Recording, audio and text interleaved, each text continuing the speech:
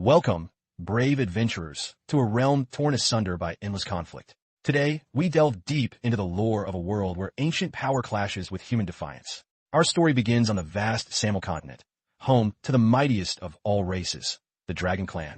These aren't just any dragons. They're incredibly powerful, masters of ancient magic, and despite their scarce numbers, they stand as mankind's greatest enemy. For centuries, humans and dragons have been locked in a brutal war, a conflict so ancient that its very origins are lost to the sands of time. No one remembers why it started, only that it has raged for hundreds of years, leaving a trail of devastation in its wake. On one side, the dragons, with their formidable bodies and arcane abilities, unleashed fiery destruction. On the other, humans, seemingly insignificant in comparison, fought with desperate courage. This prolonged war, stretching for hundreds of years, has left both sides wounded and scarred, paying a heavy, painful price. The battlefields echo with the roars of dragons and the defiant shouts of human warriors. For centuries, a grim stalemate has persisted. There have been no negotiations, no compromises, and certainly no mercy. The fighting continues to this day, even amidst heavy casualties. But then, in the year 1733 of the Genesis era, hope emerged for humanity in the form of Leon Casmode. He was known as the mightiest dragon slayer, a legend in the making, tasked with leading an army to finally eradicate the Dragon Clan. Their primary target? Queen Rosweiss of the Silver Dragons, the formidable ruler of her clan. However, fate, as it often does, had a cruel twist in store. The Empire's greatest dragon-slaying hero, Leon, was betrayed by his own comrades. This wasn't just a defeat. It was a devastating fall, transforming him from a celebrated hero into a mere prisoner of the Dragon Clan. His new reality? The dark, ominous confines of the Silver Dragon Clan's dungeon. The dungeon was silent, save for the presence of two vigilant guards. But this quiet was about to be shattered by the most unexpected of arrivals. A distinct, echoing sound broke the silence, the soft click of dainty, high-heeled shoes treading on stone. Shrouded in a blue glow, a figure emerged from the darkness. One of the guards, recognizing the approaching figure, exclaimed, "Her Majesty." And indeed, it was Queen Rosweiss herself, who, with an air of absolute authority, ordered the guards away. She desired to speak with the captive alone. With the guards dismissed, only the Silver Dragon Queen, Rosweiss, and Leon, the legendary dragon slayer, remained in the dim, silent dungeon. Rosweiss, a woman of striking beauty with long silver hair, approached him. Her tone was condescending, laced with a sneer, as she inquired, "Great dragon-slaying hero, how does it feel to become a prisoner of our Dragon Clan?" Leon, covered in blood and bearing the marks of beatings, met her gaze with a defiant look. His reply was stark, chillingly simple. "Kill me." A sly smirk played on the queen's face as she heard his desperate plea for a swift end. "Oh, you want me to give you a quick death?" she mused. She approached him, touching his chin, observing his handsome and resolute features. "But a quick death? But it's not that easy." "Well, you are a handsome and resolute man." With cold precision, Rosweiss then inflicted a sharp blow, drawing a fresh scar on Leon's face. She commented, "Add a few more scars, and it will be perfect." Leon groaned in pain, blood streaming down his face. He pleaded with her to stop the humiliation, urging her to act faster, whether it was murder or dismemberment. "Stop humiliating me here. You can kill me, or chop me up as you like. Please act faster." In a mocking gesture, Rosweiss licked the blood from her hand, then made a shocking proposition. She offered him a chance to join the Silver Dragon Clan, alluding to his unjust captivity. She reminded him, "As powerful as you are, if you hadn't been framed by a villain, you wouldn't have fallen into such a miserable state." Leon, ever the defiant hero, sneered and looked up at her, completely unswayed. With a barely perceptible chuckle and a challenge's gaze, he questioned her, "Are you worthy?" Rosweiss, I flashed with pure anger at his impertinent question. Enraged, Rosweiss unleashed a powerful blow, kicking him hard against the stone wall. The chains binding Leon shattered, sending dust billowing. Leon coughed up blood, struggling to recover from the brutal assault, new wounds adding to his already injured body. Rosweiss stomped her foot hard on Leon's chest, her anger palpable. "How dare a prisoner be rude to me?" She contemptuously questioned if he still harbored dreams of being the great hero of mankind, of wiping out the Dragon Clan, and leaving a good reputation for generations. With a cold chuckle, Rosweiss declared his ultimate fate. He was destined to die right here, calling him an ignorant, anti-like loser. Pressed against the queen's foot, Leon clenched his teeth, listening as she mocked him further. She suggested he could have enjoyed wealth and glory with his descendants. But then, with a mocking chuckle, Rosweiss concluded, "It's an interesting hypothesis, isn't it? But unfortunately, you have no successor, so you won't have such a day." With determination blazing in his eyes, Leon finally retorted, "Rosweiss, don't underestimate humans." The moment the words left his mouth, a shocking transformation occurred. Rosweiss' tail, enveloped in a radiant glow, wrapped itself around Leon's neck, lifting him into the air. She commented on his stubbornness, tightening her grip. Leon gasped, his hands desperately trying to loosen the tail's constricting hold, struggling for breath. With immense difficulty, he squeezed out the words, "Her Majesty." Rosweiss, seeing him struggle, assumed he was finally ready to beg for mercy, asking with a mocking smile, "What? Are you ready to beg for mercy?" However, Leon, with surprising composure, broke off his struggle to declare, "From the beginning, you made 2 mistakes." Rosweiss looked genuinely surprised, uttering, "Iche?" Leon continued, still held by her tail, explaining her first mistake. She should never have been alone with him, the most powerful and highly trained dragon slayer.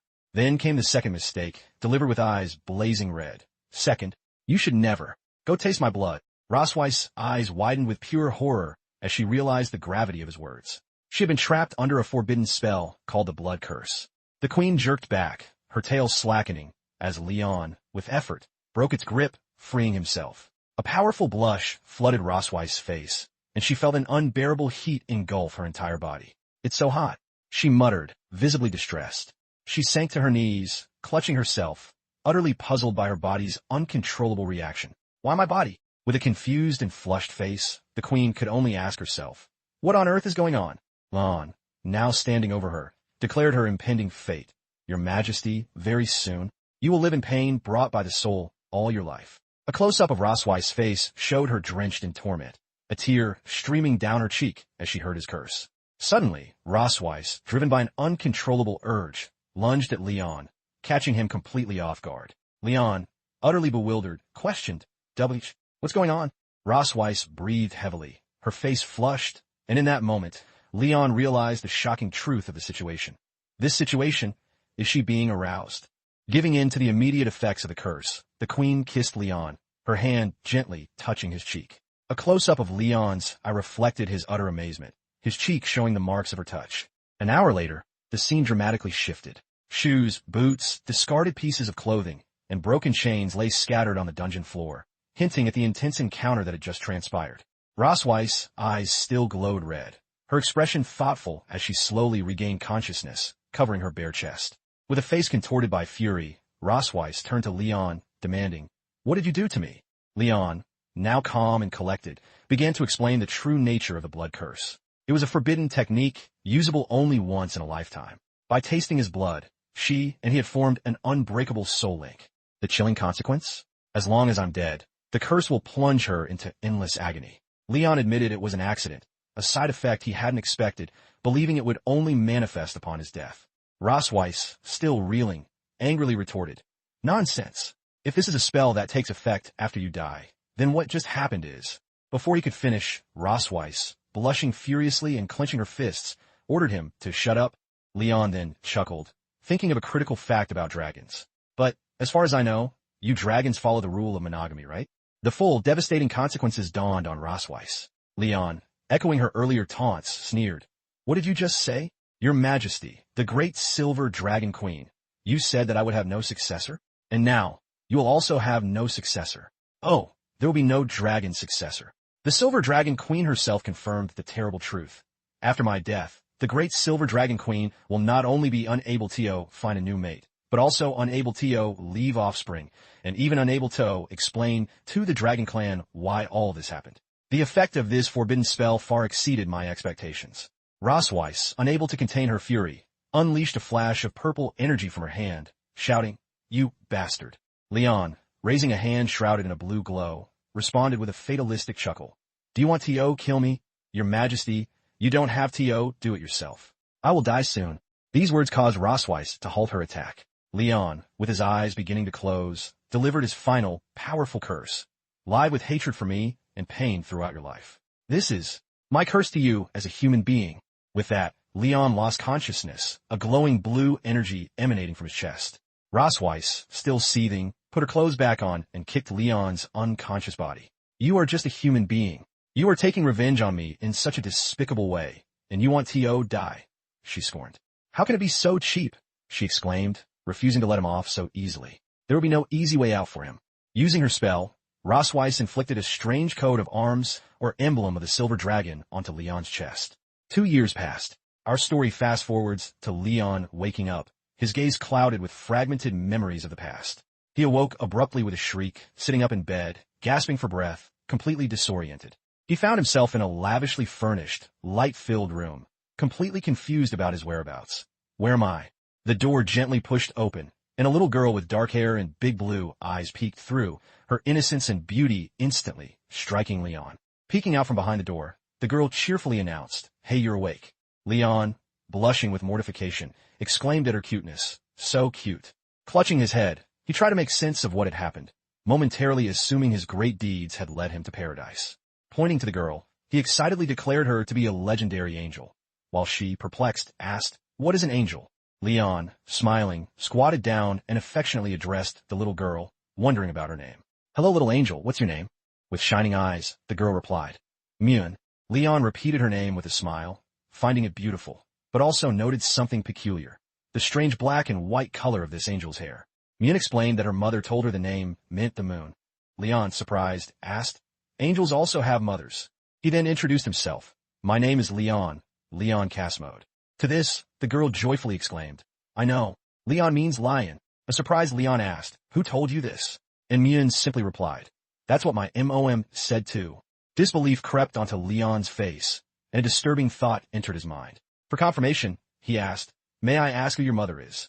The girl, Myun, replied with a smile, "Rosweiss." Leon froze, as if struck by thunder. A shocked Leon, pointing to himself, muttered, "Your mother is Ross." "Rosweiss, then?" "I am." Myun, looking at him questioningly, then beamed with a smile and exclaimed, Dad, this is actually Mine, and Rosweiss' child? Ah, Mum." Leon's face contorted with shock and horror as the full depth of this revelation hit him. Myun then declared the undeniable truth. "You are the father." The strongest dragon slayer, Leon, had just woken up after a long slumber, only to discover he was a father, and his faith in everything he knew began to crumble. Just as Leon was on the verge of mental collapse, Myun turned her gaze towards the doorway, seeing her mother approaching. "Mom, Dad is awake," she joyfully informed. And entering the room was none other than the Silver Dragon Queen, Rosweiss, who calmly replied, "Yeah, I know." Leon's gaze was filled with shock and disbelief at the sight of her. Myun then excitedly proclaimed that her mommy must be happy that Daddy was awake since she visited him every day. Rosweiss, stroking her daughter's head, wore a sly smile. She told Myun to go play outside. "Myun, go out and play first. I have something to say to your father." Myun happily agreed and left the room. With Myun gone, Leon, hesitant, asked if she was truly their daughter. Rosweiss confirmed with a smirk. "Oh, who else could she be? She's our biological daughter." In one swift motion, Rosweiss' tail coiled around the door, locking it and sealing his escape.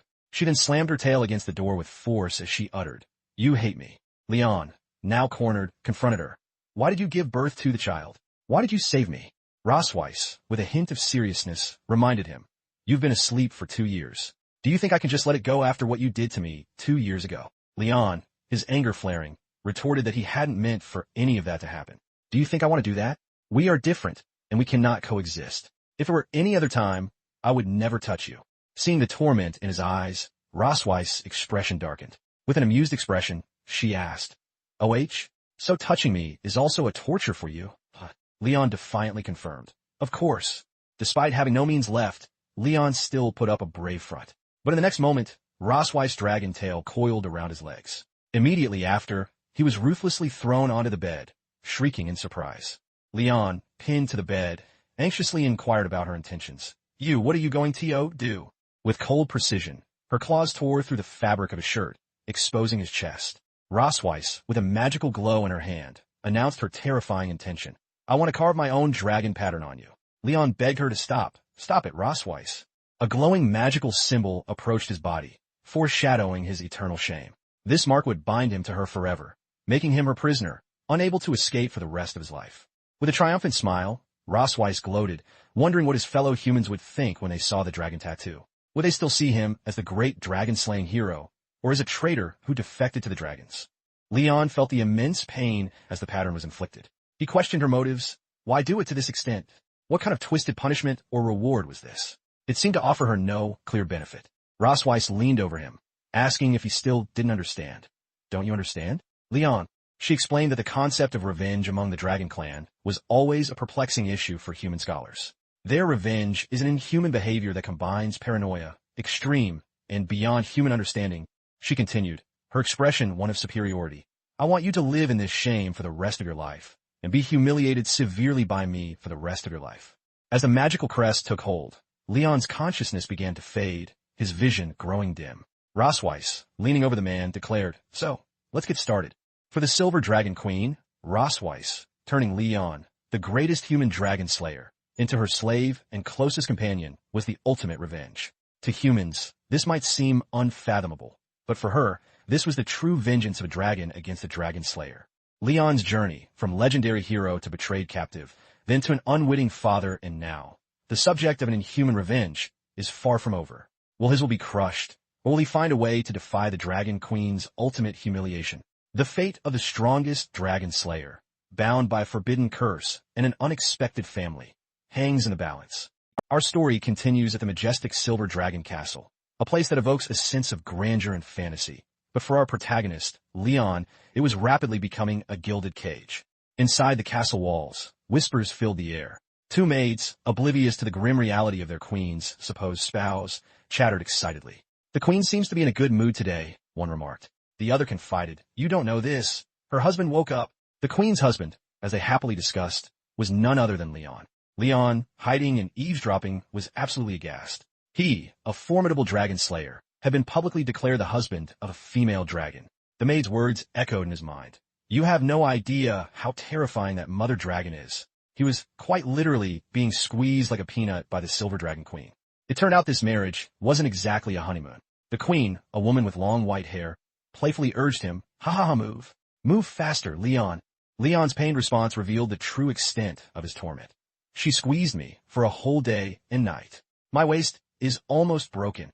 But Leon was no mere plaything. Burning with anger and clenching his fist, he vowed defiance. I, Leon, will never stay here and become her plaything. His will to resist burned bright, even under the perceived control of the dragon mark. His immediate goal? Escape this cursed place. But escaping a dragon queen's castle, especially one guarded by armored figures, some even with tails, was no easy feat. The main arch passageway was blocked by 4 dragon guards. Leon noted, the side door is guarded by 4 dragons, and there is no way out. As Leon observed the castle's defenses, a strange detail caught his eye. The Silver Dragon Castle, usually bustling, was unusually quiet. But why are there so few guards at the Silver Dragon Castle today? It's completely different from when I came here 2 years ago. It's so quiet and strange, he mused. A moment of surprise crossed his face. A hidden anomaly, a subtle hint of something amiss. Leon uttered a simple, huh. He then made a perplexing discovery. Hidden in the grass, a hole appeared. How come there is a hole here? He wondered, puzzled by its presence. It was just big enough for a person squeezed through. Staring into the dark opening, Leon's apprehension grew. Was this a stroke of luck or a cunning trap? This can't be a trap, he questioned, a wave of anxiety washing over him. Despite the risk, Leon was resolute. He had to leave, no matter what. Even if it was a trap, he decided he would force his way out. As he prepared to descend into the abyss, Leon muttered a sarcastic farewell to his tormentor. Goodbye, perverted mother dragon, he thought. And for the adorable little dragon named Myun, he added, although she is very cute, she can only be yours for the time being.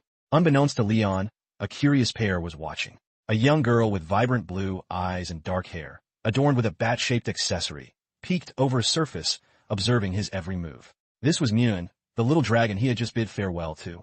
Myun, completely innocent of Leon's escape attempt, excitedly pointed into the distance. Mom, look, Dad is digging a dog hole. How cool, she exclaimed to her mother.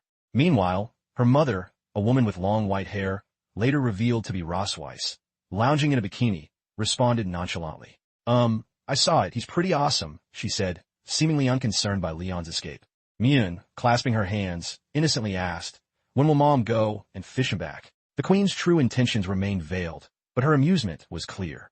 Rosweiss gently corrected her daughter. Myun, you can't use the word fish it back to your dad. It's very rude, she instructed. Her expression subtly darkened as she offered a chilling alternative. You can say, catch him back, a subtle hint of the queen's true power and intent. The young girl, Myun, looking puzzled, asked what word she should use instead. The complexities of her parents' relationship and the strange rules of their world were still beyond her. After crawling out of the hole, Leon sprinted across the lush green grass, traversing mountains, hoping to reach the borders of human territory. He believed that if he ran far enough, the dragoness wouldn't catch up. He ran through the forest, the soft glow of the sunset igniting his fighting spirit. After running so far, the female dragon shouldn't catch up with me, right? He questioned, hope flickering in his eyes. But then, a sudden, familiar dragon roar echoed through the sky. Leon's face contorted with surprise and alarm.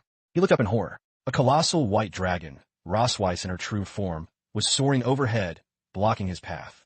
Rosweiss, he cried out. The huge dragon head loomed over Leon. You are quite a runner, Leon, Rosweiss remarked mockingly. Leon, terrified, could only exclaim, what, damn it. Rosweiss' massive, scaly tail swooped over Leon, casting an ominous shadow. He was clearly no match for her in this form. The dragon towered over the small human figure, taunting him. It must be fun to play with me like this, right? She asked, her tone playful yet menacing. Then came the stunning revelation. I am indeed very satisfied. Don't you think this is too smooth? The dragon questioned, her blue eyes piercing. The truth hit Leon like a thunderbolt. Who helped you to divert the guards and left a hole for you to escape? Rosweiss had orchestrated his entire escape. It was all a trap to crush his will. Leon, with a serious and slightly frustrated expression, had to admit the truth. Even if I knew it was a trap, I had no choice. I just didn't expect you to catch up so quickly, he confessed. Rosweiss, still in her colossal dragon form, loomed over him. What will happen if you return to human territory now? She questioned, pressing her advantage. You already have my mark on your chest. Do you think they will still recognize you as a dragon slayer? The mark was clearly a symbol of his unwilling bond to her. But Leon, defiant as ever, would not break. Then I will start my life again as an ordinary person, which is better than being tortured by you, he declared, anger etched on his face. His words, however, struck a nerve with the proud dragon queen. TSK, you don't know how to appreciate my kindness. Rosweiss snapped, unleashing a powerful energy blast. Her fury was palpable, a dragon's wrath unleashed. She grabbed Leon in her immense claws, squeezing him. He cried out, "WA!" in fear and pain. As she carried him away in her dragon claws, Leon cried out, "Let me go. Where are you taking me, you dragon?" Rosweiss, with a wry tone, responded, "Since you want to go back so much, I will help you." 3 hours later, under the cover of night, a terrifying silhouette approached the border city of the Empire. It was Rosweiss, still carrying her prey. Without warning, the Silver Dragon Queen dropped Leon from a great height. He fell rapidly through the air, mouth agape in shock and fear, letting out a loud scream. His fall was broken by the dense crown of a tree, accompanied by the crackle of breaking branches. He landed with a thud in the middle of the forest thicket. Leon lay sprawled on the ground, dazed. He let out a low, Clutching his bruised head, Leon grimaced in pain. "It hurts," he moaned. As his vision cleared, Leon found himself overlooking a familiar nighttime village. The small town at the Empire's border was right before his eyes. He looked at the scene with surprise and disbelief. "Is this a human town?" he questioned, his voice filled with awe. The woman with long white hair stood beside him. "When you see the long-lost human town, do you feel that you can return to the human world by just stepping over it?" she asked, her calm expression unsettling. Leon, with his expression of surprise and slight fear, seemed to understand the implication. With a sly smile, Rosweiss declared the harsh truth. "But Leon, you can't go back, even if it seems close at hand." Suddenly, the pattern on his chest reappeared. Leon gasped as intense, purple energy emanated from his chest. The dragon mark on his body had manifested, and he knew something was terribly wrong. Rosweiss then explained the chilling consequence of the dragon mark. "Oh, I forgot to mention that when one of the two people with the dragon mark wants to have sex with the other, the dragon mark will produce a reaction." Leon stumbled back in fear, bumping into a large tree. Rosweiss stepped forward, touching the dragon pattern on his chest. "You are now feeling hot all over, itching to get started, and unable to bear the urge, right?" she teased, a smirk on her face. Do you want to be here?" Looking at the city visible in the distance, Rosweiss explained her true, cruel purpose. "Yes, do you know why I brought you here? I want you to understand what shame is in front of your hometown, so close to it." She wanted to break his will, subject him to endless humiliation. But Leon, clutching his chest, refused to be broken. "Do you think I will lose faith because of this?" he asked defiantly. His gaze revealed an unexpected determination. He grabbed Rosweiss' arm, his anger evident. "I will wait patiently until that opportunity comes," he declared. "By then, I will repay you double for all the humiliation you have done to me." Seeing such defiance, even Rosweiss was taken aback.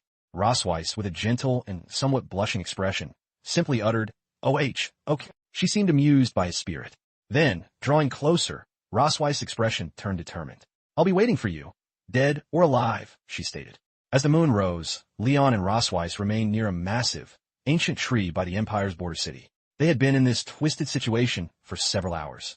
Rosweiss, serene and calm, sat peacefully, appearing satisfied. Leon, however, lay on the ground, exhausted and crying, drained of both energy and pride. Turning to an exhausted Leon, Rosweiss expressed her satisfaction. I'm very satisfied with your performance just now, she stated pleased. Leon, in his pathetic state, could only look at her with disdain. Rosweiss, with a hint of a teasing smile, approached him. How about I bring you here every month to visit your hometown? She proposed, her true intentions clear to Leon. She was planning to repeat what had just happened, to drain him dry again. Leon quickly distanced himself. Bah, I see you're a female dragon with your head in the clouds thinking about how you're going to drain me. He angrily accused her. His sharp mind had seen through her plan. Rosweiss, with a slight smirk, admitted, TSK, I've been seen through. With her wings spreading and surrounded by purple energy, she declared, Let's go. Our daughter is waiting for us at home. Leon, suddenly energized, called out, Wait. Rosweiss turned around with a questioning expression. With a defiant look in his eyes, Leon declared, a dragon slayer. I don't want to be caught by you like a prey. I can walk by myself. Despite being drained dry, he clung to his dignity. Rosweiss explained the harsh reality of the journey. From here to the Silver Dragon Castle, it takes at least 3 hours to fly at my speed, and it would take at least 10 days or half a month for a human to walk, she told him. But Leon, ever stubborn, replied, It's just 10 days or half a month. Don't underestimate our human endurance. With a smug expression, Rosweiss responded to his challenge. I want to see how long you can hold out, she said, intrigued to see his resolve. Time passed, marked by his heavy breathing. Leon made his way through the dark forest, panting heavily. Leon's exhaustion was clear, his steps became slower. He appeared tired and breathless. Rosweiss remarked that he must be unable to walk any longer, inviting him to beg. But Leon stubbornly denied fatigue. Not tired? Who said I was tired? He exclaimed. Rosweiss saw right through his act. Humph, the only thing that's tough is your mouth, she scoffed. Leon's annoyance grew, but he knew his stubborn talk was all he had left. Suddenly, both Leon and Rosweiss were alerted. Hearing something in the distance, their expressions turned surprised. Leon spotted them, a cavalry unit, soldiers in armor riding horses with torches, moving through the forest. His heart leaped with hope. Dragon Slayer army. Hope flashed across Leon's face. Great, these guys might be able to help me get rid of this dragon. He thought, relief washing over him. He was about to rush out and get help. But then, Rosweiss' face contorted into a furious grimace. Her red eyes glowed ominously, foreshadowing danger. A chill ran down Leon's spine. He realized with horror, if I call for help, Rosweiss will kill them without hesitation. He couldn't implicate innocent people. One of the knights, in shining armor, called out to them. Stop for a moment. Leon had no intention of seeking help any longer, but they had been spotted. The knight courteously wondered, Are you two lost? Leon was caught in the middle, knowing he had to protect these soldiers. With a mischievous smile, Leon replied to the knight, we're just hanging out. He mentally added, I cannot implicate innocent people. This was true selflessness. The knight warned them, this forest is not a good place to hang out. There are many dangerous species and wild animals. How about I take you for a ride? Dismounting his horse, the knight reached out his hand to Leon. By the way, my name is Walker, and I am the captain of the 47th Squadron of the Imperial Dragon Slayer Army. He introduced himself. Leon put his hands out, trying to find a reason to deceive him. Thank you for your kindness. We have also learned some self-defense training and can protect ourselves, he said, mentally begging Walker to stay away. He didn't want the captain to come any closer. Walker, however, looked closer at Leon. You look familiar. Have I seen you? Somewhere before, he asked hesitantly. Leon panicked. If he was recognized, it would spell disaster. Rosweiss, too, sensed something was wrong. Her eyes flashed with anxiety and determination, her hands already beginning to gather magic power. She intended to strike first. Not good, Leon realized, sensing her intent. He had to act quickly to prevent her from attacking the knights. In a swift motion, Leon grabbed Rosweiss' hand, pulling her into an embrace. Purple energy surged between them, then dissipated as he intercepted her impending attack. Rosweiss was taken aback. Leon, who usually hated her, was taking the initiative. Sir, you have mistaken me for someone else, he told Walker, pulling Rosweiss close. Turning to Rosweiss, Leon remarked with a smile, I have a popular face. My wife often misrecognizes me too, right? Then he whispered, I will go back with you obediently. Please help me get rid of them first, begging her to play along. feigning affection.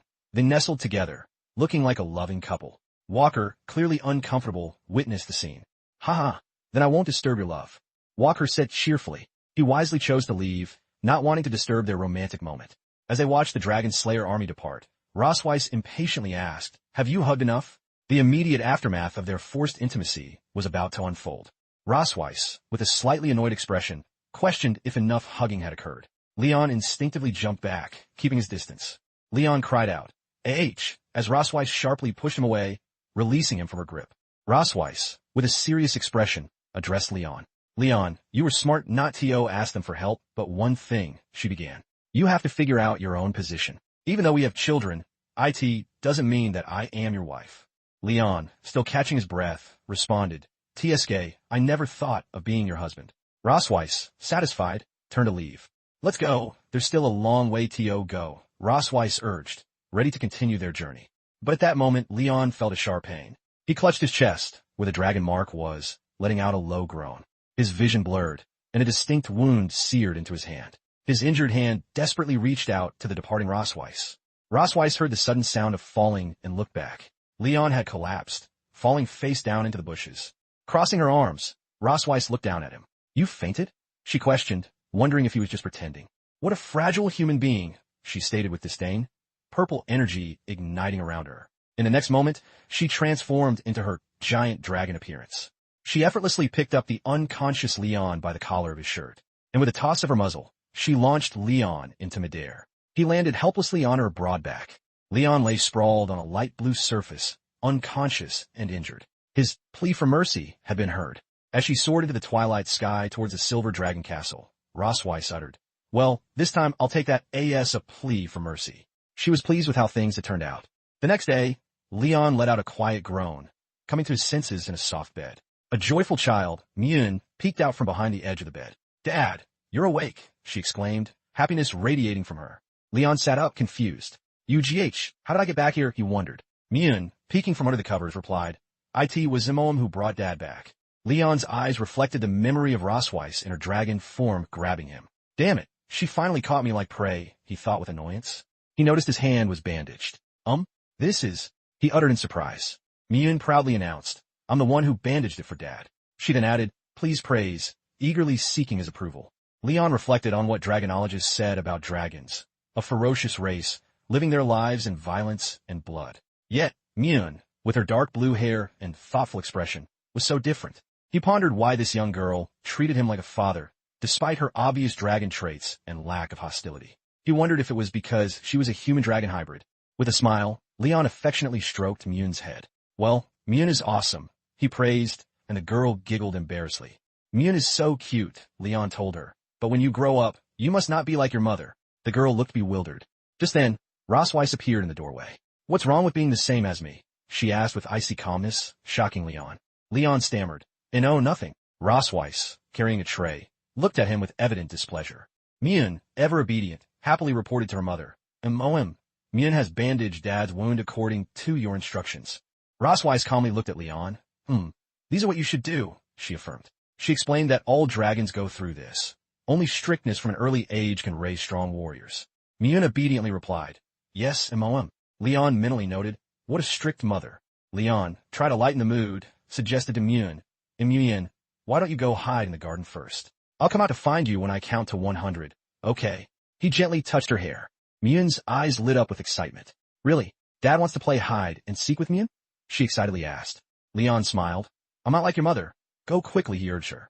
Leon began counting 1, 2, 3. Myun, in a panic, protested, "Oh, Dad, don't count so fast," as she ran out of the room. Leon continued counting 4, 5. He watched as Myun disappeared in a cloud of smoke. After Myun left, Leon abruptly turned to Rossweiss, who was sitting on the bed. "Hey, I'm talking to you," he confronted her. "What?" she questioned, appearing confused. Leon reproachfully asked, "Aren't you being too hard on this child?" His concern was clear. Rossweiss, sitting pensively, explained that all dragons go through rigorous training. Only strictness from a young age could raise strong warriors. Leon countered, "But she's not completely a dragon, and besides, Myun is so cute, can you bear it?" Rossweiss retorted, "She is a dragon, and cute is a derogatory word for a dragon." With a slight smile, Leon tried to tease her, "You're pretty cute too." A close-up showed Rosweiss' intense eyes, flaring with irritation at his words. In a swift motion, she grabbed Leon's shirt with force, the fabric cracking. "You are just a slave for me to vent my anger," an enraged Rosweiss yelled at him. "Stop getting ahead of me." Leon's expression turned surprised and hesitant. He uttered, "UH." Rosweiss, adjusting his collar, affirmed, "It's good that you understand. I am the queen of the Silver Dragon clan. I have a lot of government affairs to deal with, so the task of taking care of the children is left to you." Then, leaning closer to his ear, she whispered, "The kid likes you." Leon stood on the sun-drenched path in the serene garden, pondering this new reality. "I am the Dragon Queen, and I am very busy." Rosweiss' words echoed. Leon thought to himself, "It's as if we dragon slayers are responsible for taking care of children." His life had taken an incredibly unexpected turn. Leon, still somewhat confused, looked puzzled. "Oh," he murmured. He spotted Mune hiding behind a pillar.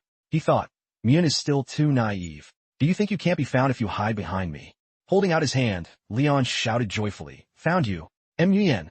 But Mune, with a surprised or concerned expression, remained still. She didn't respond. Leon, observing her serious expression, questioned, "This child, is she angry?" Smiling embarrassedly and scratching the back of his head, Leon apologized to Mune for keeping her waiting. "Mune, sorry to have kept you waiting, But Mune suddenly ran off. Leon, surprised, chased after her, calling out, "Mune? What's up? Why are you running, Mune?" he asked. Looking around the garden path, Leon was puzzled as to where Mune had gone. "Gone? I just saw her passing by here," he muttered. With a pensive look, Leon concluded that a child's mood was truly hard to predict. "It's really hard to predict the mood of a child," he mused. He finally understood why Rosweiss had given him the task of caring for the little one. "No wonder Rosweiss gave me the task of taking care of the baby," he thought, looking weary. Just as he was starting to worry, Mune suddenly appeared from behind him and jumped onto his back. "Huh, Mune caught Dad," she exclaimed joyfully. A puzzled Leon asked, "Mune, didn't you just run past me?" Mune, with a surprised expression, denied it. Mune, with shining eyes, explained that since Daddy couldn't find her, she had gone out to look for him herself. With a look of doubt on his face, Leon wondered, did I see it wrong? He decided he must have seen things incorrectly. Mune then called out to Leon, "Dad, Mune has something to show you, come here." Leon, obedient as ever, replied, Okay, and followed her. And so, the bizarre, perplexing, and surprisingly domestic life of Leon, the Dragon Slayer, continues under the watchful and often amused eyes of the Silver Dragon Queen and their adorable, yet confusing, daughter Mune. What new challenges await our reluctant father in the Silver Dragon Castle? Only time will tell. Welcome, lore enthusiasts, to a tale of family, power, and unexpected awakenings. Our journey begins in a tranquil, almost idyllic outdoor setting, where a young girl with long, dark blue and white hair, Mune, is completely absorbed in her art. Beside her, a man, Leon, watches with a profound sense of peace. The gentle flow of a fountain into a luxurious pool sets a serene backdrop to this quiet moment. Leon, a man with dark hair, smiles contentedly. He reflects on this newfound joy, confessing, "It's good to have a daughter. It feels like my soul is healed." For the first time, a wave of tenderness washes over him. But beneath this newfound calm, a storm brews. Leon clenches his fists, a resolute expression on his face. He's determined to break free from the Dragon Queen's influence, unaware of the complexities that await him. Just then, Mune, a young girl with her hair tied in a ponytail, runs excitedly towards him, eager to share her latest masterpiece. A young boy stands by, clenching his fist, seemingly concerned for her. Dad, look, Mune drew a family portrait," she exclaims, her voice bubbling with pride. Leon extends his hand, a warm smile on his face, ready to shower her with praise. But as his eyes fall upon the drawing, a jolt of shock washes over him. The girl beside him shares the drawing with a boy, whose expression is one of curiosity. The portrait depicts not one, but two girls. "Mune, why are there two kids here?" he asks, baffled, initially thinking it might be a child's mistake. With a tender smile, Mune innocently replies, "It's my sister, Leon's world tilts." Mune has a sister? The revelation hits him like a lightning bolt. Panic sets in. He grasps his head, thoughts racing. The child he'd seen earlier in the garden, the one he mistakenly called Mune, must be her older sister. "I called her by the wrong name. No wonder she was angry," he mutters, filled with regret. But Mune, ever the optimist, reassures him. Her sister isn't angry. She's just a little shy around their dad. Leon ponders this, reflecting on their lack of familiarity. It makes sense, he thinks. They haven't had much interaction. His expression darkens. This newfound information, this hidden daughter, it must be the Dragon Queen's fault. He resolves to find her and demand the truth. Meanwhile, within the Silver Dragon Castle, a young woman with long white hair, Rosweiss, is deep in thought, reading a document in a study. A tiny red dragon, possibly a messenger, makes a soft quack dash sound nearby. Suddenly, the library doors burst open. Leon, a blue-haired whirlwind of fury, strides in. "Rosweiss," he exclaims, startling her. She calmly tucks a letter back into its envelope. "Where is Mien?" she asks. Leon, simmering, retorts, "She want to play with her sister." Then his voice sharpens. You're really good at hiding things. When are you going to tell me that I have an older daughter?" Rosweiss, a knowing smirk on her face, asks, "Don't you already know this by now?"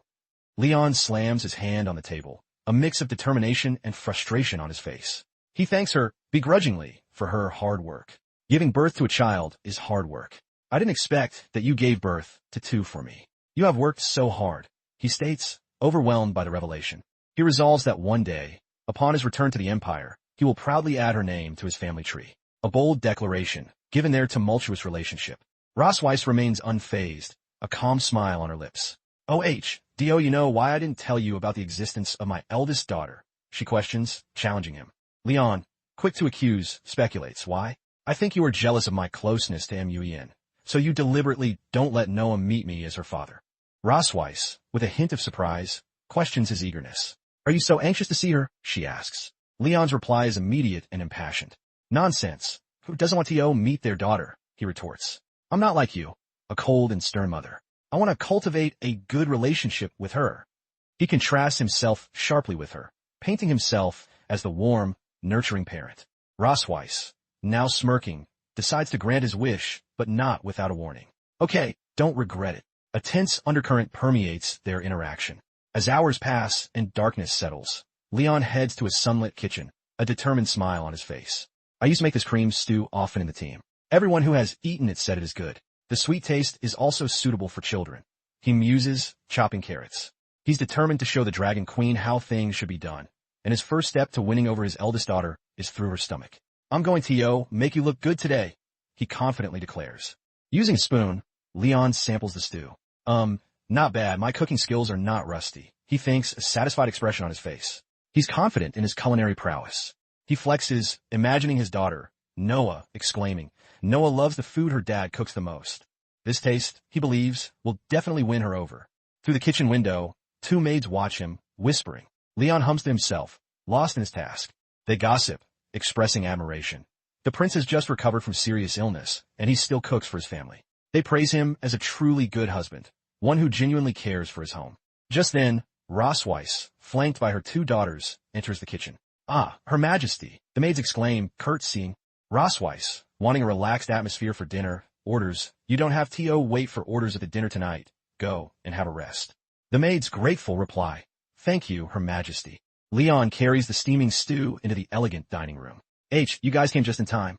He greets them warmly. Muen rushes towards him, drawn by the delicious aroma.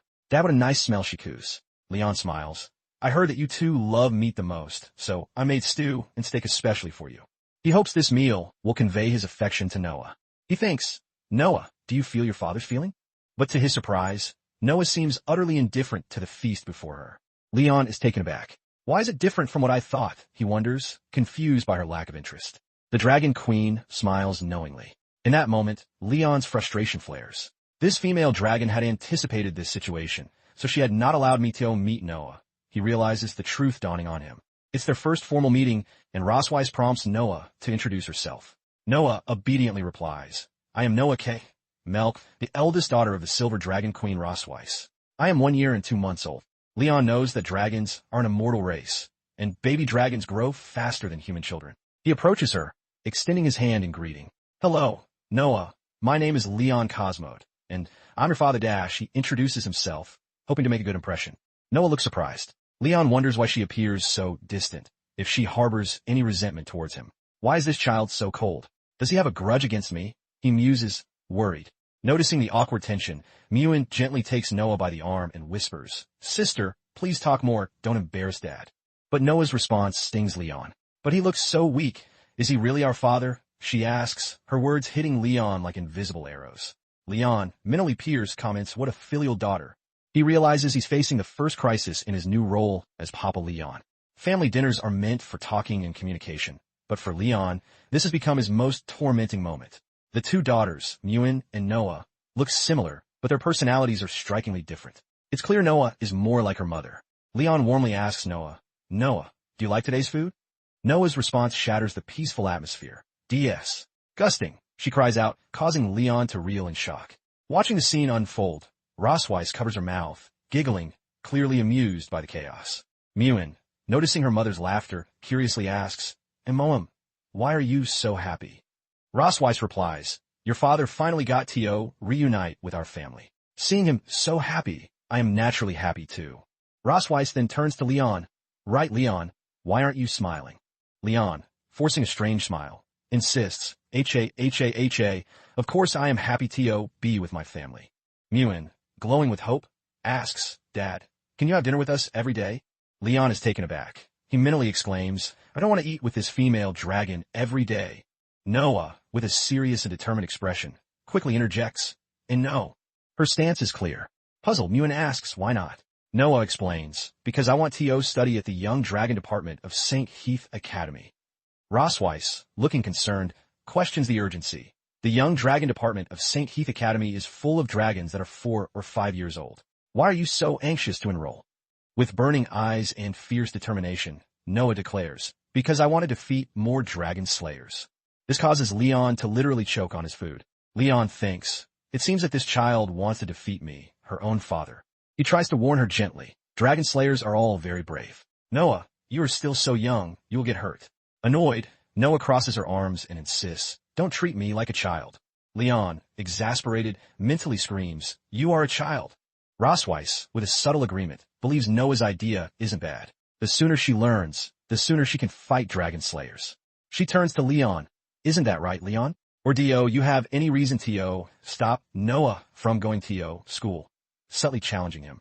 Leon, looking worried and contemplative, realizes, if I continue to oppose it, Noah will definitely hate me as a father even more. I can only change her mind subtly. With a resigned sigh, he acknowledges her instructions, though visibly frustrated.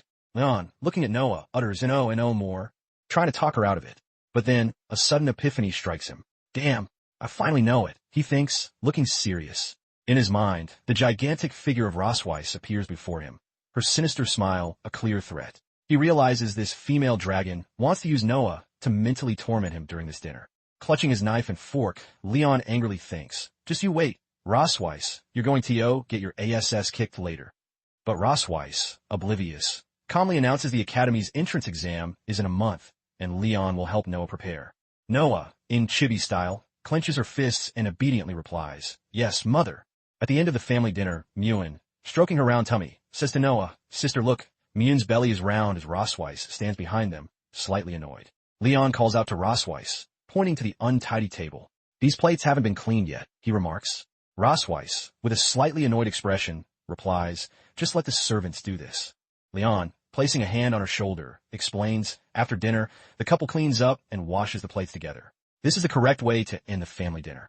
He leans in, a smirk playing on his lips. Don't you want to create a harmonious family atmosphere in front of them, even if it's just fake? Muin, looking on with curious, excited eyes, utters, looking forward to it, her eagerness is unmistakable. Rosweiss, covering her eyes, reluctantly agrees, all right. Muin, brimming with enthusiasm, exclaims, Muin also wants to help as she eagerly reaches out, determined to be part of the action. Suddenly, Noah decisively pulls Muin along. Wah, sister, where are we going?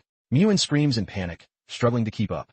The scene shifts to the kitchen, where Rosweiss stands, hands on her hips. When are you going to help? She asks Leon impatiently. Leon crosses his arms, a slight chuckle escaping his lips. Rosweiss, have you forgotten what I said 2 years ago? He asks, reminding her. Rosweiss' face tenses. Leon reminds her. She should never be alone with a highly skilled and powerful dragon slayer. The queen, looking up at Leon from below, anxiously asks, Leon, what do you want to do? Leon explains that before, when he traveled long distances and was exhausted, he was controlled and played with by a dragon pattern. But now it's different, he declares, his expression serious. Rosweiss, her tail glowing with blue energy, rushes sharply towards Leon, asking if he thinks he can escape with this trick. But Leon, with a powerful energy disc, meets the blow. He blocks her tail attack. Who said I was going to run away? He asks defiantly, a smirk playing on his lips. Rosweiss groans in pain, clutching her chest. You, she gasps, struggling to maintain her strength. Leon, still holding her tail, grins mockingly. The dragon pattern makes your tail extremely sensitive. When your tail is pinched, You are like a kitten being pinched by the back of the neck, weak and powerless. He explains, revealing newfound knowledge from her own dragon books. This is the new knowledge I discovered from your dragon book, he adds. As Leon gets closer, he notices that dragons like Rosweiss are eager to conquer and control everything. He accuses, Rosweiss, you dragons are eager to conquer and control everything. Rosweiss' eyes widen with amazement and a slight blush. He questions, but have you ever been conquered? This shocks her. Drenched in pain, breathing heavily, Rosweiss begs, let Geo on my tail. Leon, still holding her tail, reminds her, from the day I woke up, you trampled my dignity underfoot and treated me as a toy for entertainment. With anger and a blush on her face, Rosweiss shouts, Leon, you bastard, as he offers to switch things up tonight. Rosweiss is shown looking angry, shocked, and indignant. Outside, two maids gossip in the hallway, wondering aloud, I wonder if Her Majesty the Queen and her family-loving time is over. Their curiosity hints at something unusual happening inside. They open the kitchen door, shocked to find it sparkling clean, without a speck of dust. Oh my, it's so clean. Was it the prince who did it? They speculate. One of the maids excitedly holds up a shining plate, marveling at the cleanliness. Leon, peeking from an adjacent room, pulls Rosweiss against him, clamping her mouth shut. Hush, be quiet, Her Majesty, he whispers. He mocks her fall from grace. You don't want to be discovered by the maids outside. The queen who is usually so high and mighty has become like this, right? With a sly smirk, Leon declares, well done, let's get started, my dear wife. 3 days later, the majestic castle stands tall under a clear blue sky, a picture of tranquility. Inside, Muen and Noah sit by Leon's bedside. Dad hasn't woken up for 3 days. Is he dead? Muen asks, worried. Noah calmly replies, just wait and see. Suddenly, Leon reacts. He's kicked in the face. Ugh, it hurts so much. He groans in pain. Noah, her foot still on his face, remarks, he is not dead yet. Leon questions, is there anyone who treats his father like this? Leon finally wakes up. Muen is delighted. Mom, Dad is awake again. Leon, confused, asks, when did I faint? Rosweiss, standing by, calmly offers to help him recall. Do you need me to help you recall? She asks serenely. A flashback. Leon remembers being struck hard by Rosweiss, the dragon pattern on him becoming powerless after that night. He reflects on her ruthlessness. This female dragon is so cruel. If I was an ordinary person, I would have died several times under her claws, he thinks, realizing her overwhelming power. Still recovering, Leon sits quietly, observing Rosweiss, who has turned her back to him. He notes her striking beauty, despite her intimidating strength. She is, after all, a female dragon over 200 years old. Muen, noticing her father's stillness, wonders, why isn't Dad moving? Noah, with a hint of amusement, replies, Humph, he just looked at our mother and was stunned. A subtle acknowledgement of Rosweiss' awe-inspiring presence.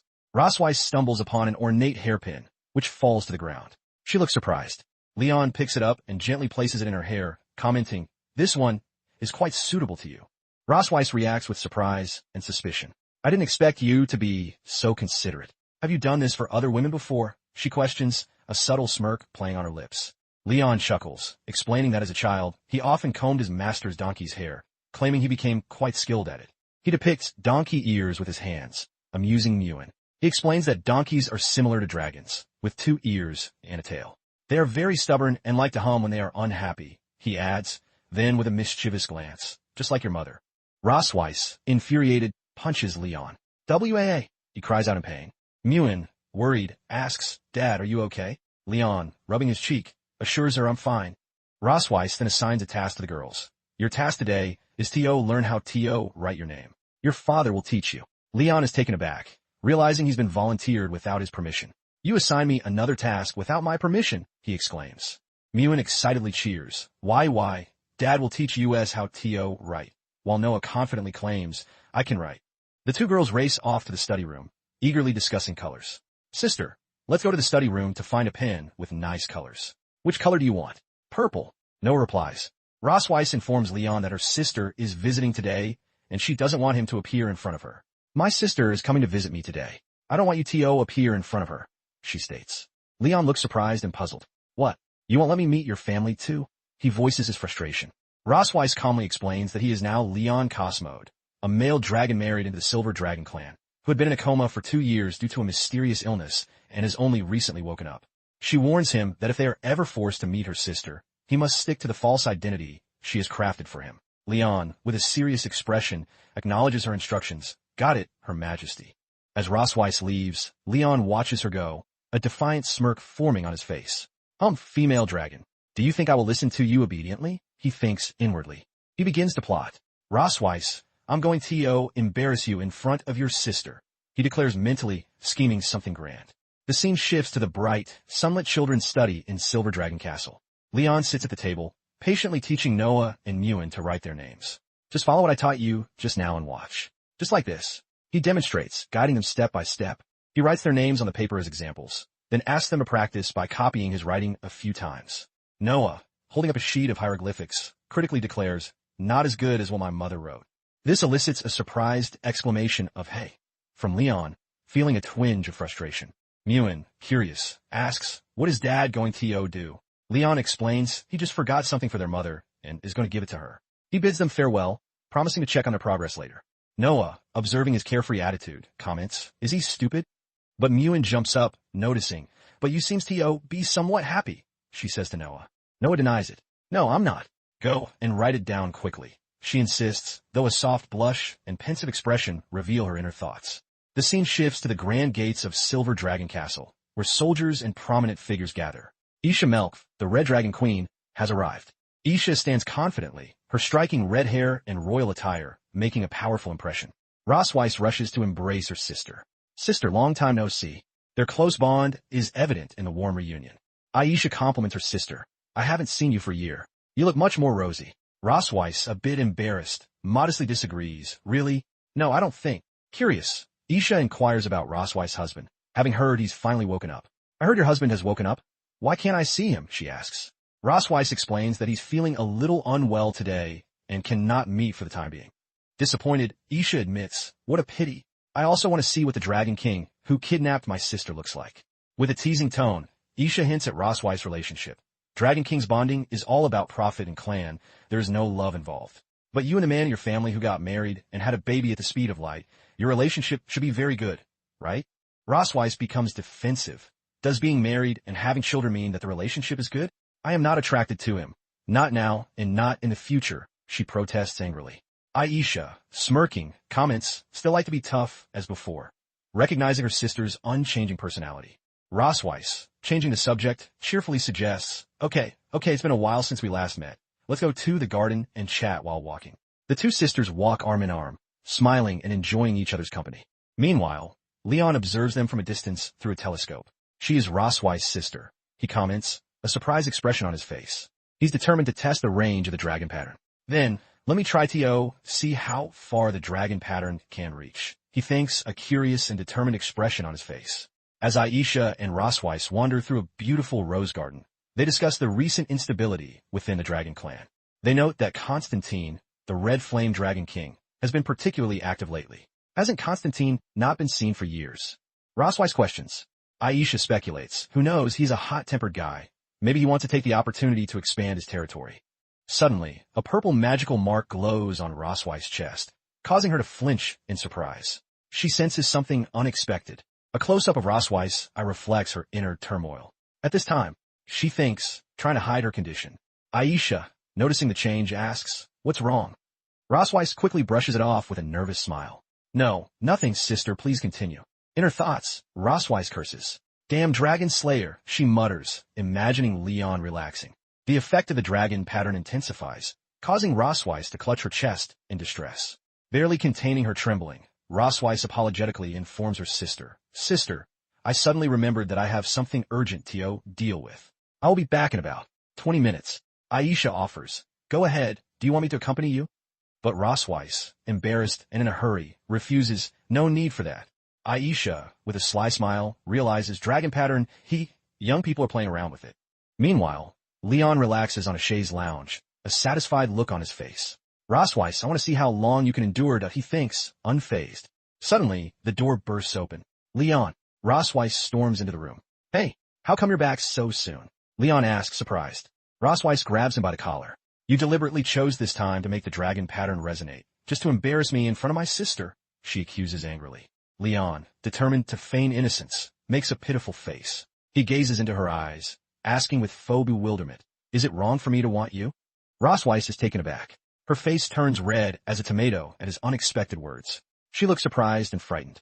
To hide her reaction, she covers her face. Leon smiles to himself, thinking his act seems to be working. Looks like it worked. At least she's disgusted by me now, right? He muses. Blushing, Rossweiss shouts, Shame, shameless. A defeated prisoner is talking such rubbish. Put away your dirty thoughts. Rossweiss, still blushing, is perplexed.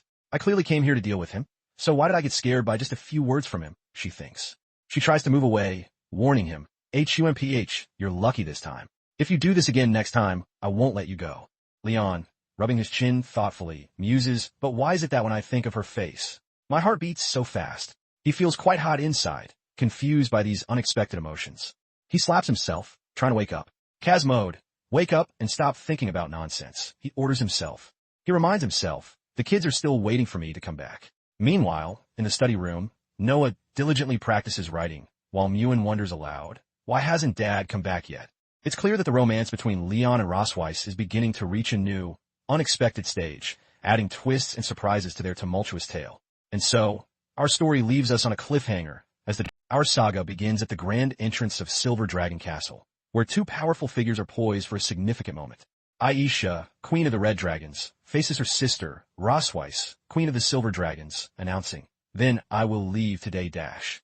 Rossweiss, ever the caring sibling, bids her farewell.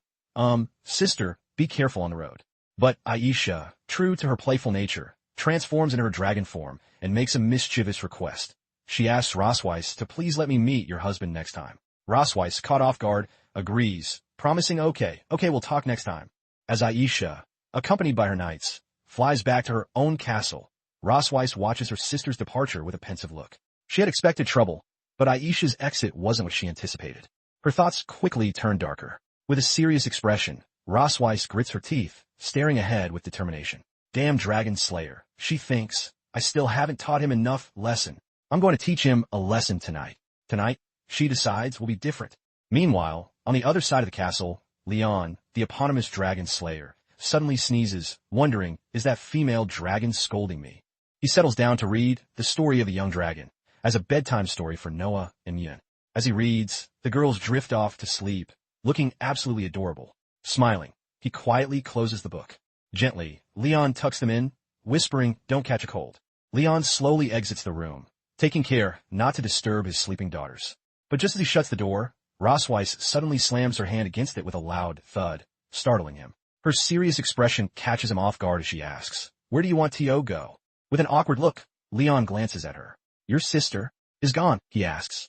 With a sly smile, Rossweiss replies, Humph, we still have things to do today. She grabs his collar, dragging him forward with determination. Follow me. Leon protests, dash, but she pulls him along, ignoring his resistance. In the lavish Silver Dragon Queen's bedroom, the true nature of his punishment begins to unfold. Leon places a tub of hot water down with a loud clatter in front of her. Here, the hot water is here. What do you want it for? He says, looking at her with a hint of exasperation. Rossweiss stretches her legs out in front of Leon, looking at him with an air of superiority. I'm very tired after walking all day. Please wash my feet for me. Leon stares at her, stunned, his expression shifting to serious disbelief as he takes in her request. Rossweiss, with a commanding look, adds, stop talking nonsense and do what you were told. This is the punishment for what you did today. Sighing in frustration, Leon removes her heels, thinking to himself, TSK, I'm a dragon slayer, but I have T.O. become a foot-washing slave of a female dragon. As he looks down at her feet, he can't help but wonder just how many dragon slayers have fallen under them. He curses, thinking that the female dragon really knows how to enjoy herself. Rossweiss notices him staring and frowns. Why is he staring at my feet? She wonders. A blush creeps onto her face as she begins to suspect he might have a strange fascination. Could it be some disgusting habit? Before she can say anything, Leon grins mischievously and plunges her feet into the hot water. Get down here, he says half playfully. The water is scalding, and Rossweiss immediately recoils, her expression shocked. She kicks him under the chin, shouting, KYA, it's so hot. Her kick sends him flying back, and Leon hits the ground coughing up blood. His feet are submerged in the tub, the very instrument of her punishment now the cause of his pain. With a cold, piercing look, Rossweiss steps onto his chest, pinning him down. Leon, you're trying to take revenge on me on purpose, right? She asks, icily. Leon, his defiance undiminished, gives her an arrogant smile. Who asked me to wash your feet? Rossweiss' cheeks flush as she looks down at him. It seems you still don't have a long memory, she says slowly. Slowly dragging her foot down his chest, her tone drops to a mocking whisper. You never thought that one day we'd be stepped on by a dragon.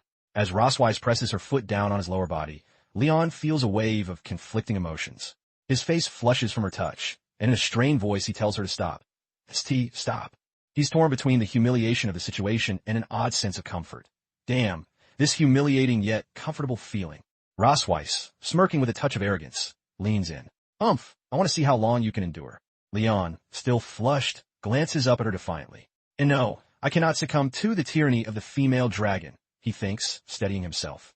With a sudden move, he catches her leg, the dynamic shifting once more.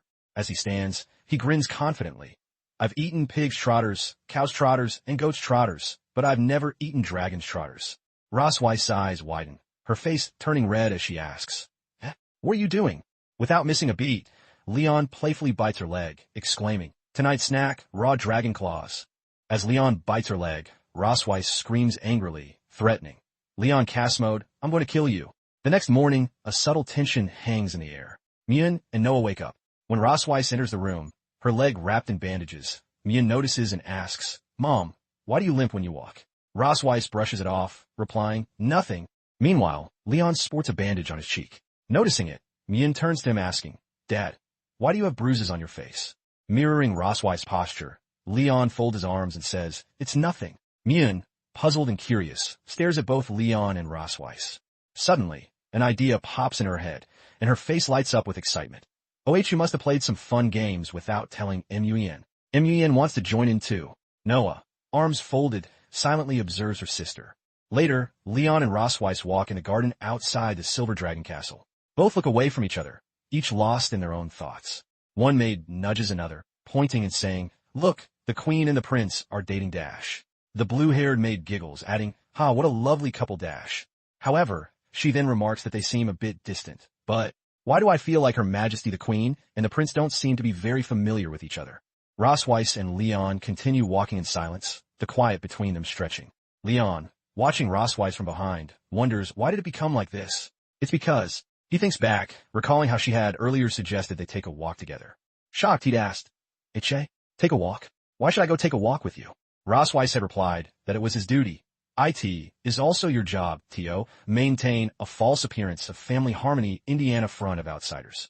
In the garden, Leon glances at Rosswise, sensing something unusual about her today. There is something wrong with Rosswise today. She was not usually so proactive. What is she planning? Meanwhile, Myun and Noah, hiding behind a nearby tree, observe their mom and dad.